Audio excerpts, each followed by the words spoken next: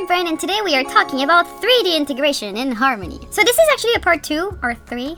I don't remember, but I do have other videos on the subject. So if you don't know anything about 3D animation in Harmony, please go watch my other video first, because otherwise you're going to be completely lost. So what we've learned so far in the other video is like if you had one 3D model, so like the sword I have here, just going to connect it. It's the sword. It works great because you can just move the whole model and animate it and keyframe it. However, if you have one object that is like that tavern, that is one big object, so far with our knowledge, the only thing we can do is move that whole background around, which is not very useful if, for example, in that scene, I think that the chair here is too parallel to the other one, so I want to take that chair and move it. So the way to do it would be to like import the chair alone and move it like that, which is fine for one chair, but what if it's the whole setting here that I want to move around? So maybe I want to move that chair, that bottle is making a tangent with that little light, that bottle is making a tangent with that light. So if you want to move that, you need to be able to select the pieces one by one. But if I go in my timeline, I only see tavern. That's the only thing I can animate, right? So what we're going to do is learn to manipulate all these objects one by one as they were in your scene. Now, the availability of that feature depends on how you modeled your 3D model. So in Maya or whatever software you're using, just make sure that these are individual pieces. If it's not an individual piece in Maya, then it won't be in Harmony. You know, it's not wizardry. So what you're going to need today is a subnode animation node. So that little bad boy. I have it already active because I want to show you. So since I have this active, I can just take my transform tool, and if I click on the model and then on the chair, you see I can animate only the chair alone. And as soon as I click and move it, if I go in my timeline, under the subnode animation node, if I press on plus, I will see the different parts of my background. So like that chair is here. So then again, I repeat, to see it, you go into Tavern, which is like my 3D model. Then you have the subnode animation node. If you don't see it, don't worry. Just go to View, Show, Effects, because it's an effect node, so you have to activate it. Sometimes it's deactivated, that's why I'm saying. And then you just press on the plus sign, and as I said, any object that you already put a keyframe or just moved around will appear here. It's really just the object that you selected, because otherwise the list would be way too long.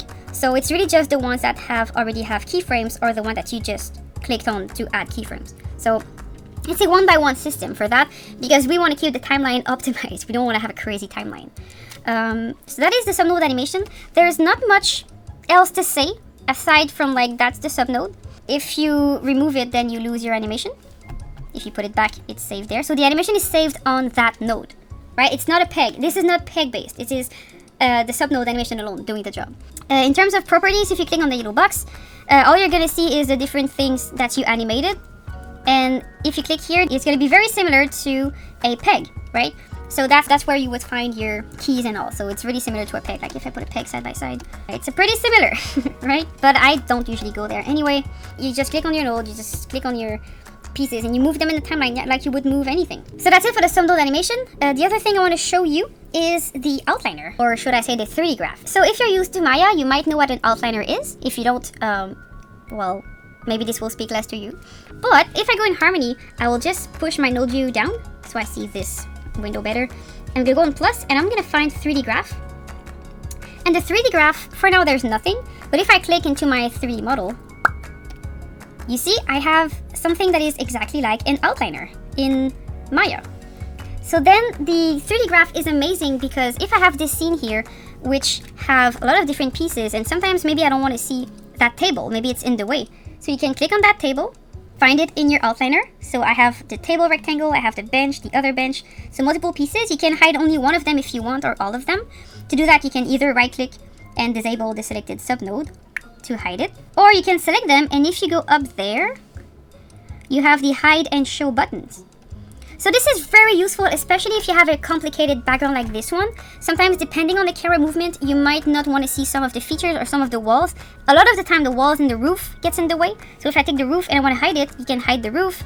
You can hide the walls there if it gets in your way, or just hide it or just show it up again after. It just helps you manipulate your 3D model.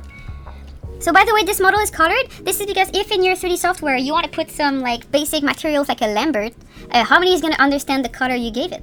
Just remember to put it way lighter, because since Harmony doesn't do lighting, everything looks darker in Harmony and more saturated. So in Maya, it's really important to make your colors very light and not too saturated, because Harmony is going to pump it up the roof. I don't know much about the other 3D software, so I can't answer much more questions, and that's why I'm always referencing Maya. But everything I've done here, you should be able to do it with Blender or any 3D software as well. The only thing that Blender, for example, will not do is if I have a character here, scene, and I place it within my background. If you render with Maya, you have to use Arnold or RenderMan, which are the two only renderers so far that I know that can support this kind of layering. Because if you use another 3D software, another renderer like Maya Viewport or whatever, it's going to be always your character is going to be in front or behind your whole background. You will not be able to insert it within a piece. So that is something you have to remember. And by the way, if you want to animate these pieces, it's very easy. You take your chair, go in your timeline, you just find it here. And then if I want to animate it, you just go elsewhere in your timeline and you just move the stupid chair. And then that's it. You have ghost activities going on in your scene. So that's it. So this is just reference 3D. I'm not talking about rendering that model just yet. If that's something that interests you, I can make a future video about it. But for now, that's all the time we have for today. So I hope this is useful for you and that you'll be able to use the 3D model to your advantage, maybe to use them as reference or just to have a cool shot. So in render, how it's going to look? It's going to look just like that. So no textures or no like crazy lighting, but it is pretty useful to use it like that.